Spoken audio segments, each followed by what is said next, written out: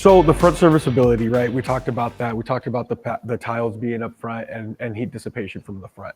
So even the tiles are front serviceable. All our electronics are right behind the tiles. So if there should be an issue, tile needs to be replaced or the board is bad, you just pop off a couple of tiles and replace the hardware. Same thing with the front. Power's coming into the front, and as you see, I already have our magnet tool right here. I'm gonna go ahead and pull this open. And this will show us all of our components from the front. So here's the main board. Our HDMI inputs are right here in the front. So there's 3 inputs right here, an HDMI out, and then HDMI 4 is on the bottom.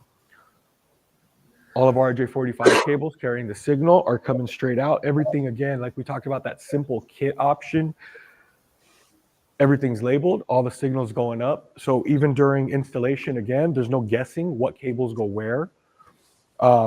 Or getting cables crossed, right? Getting our wires crossed happens all the time. So everything is labeled A, B, and C. Even if things get mixed up, the cables are labeled.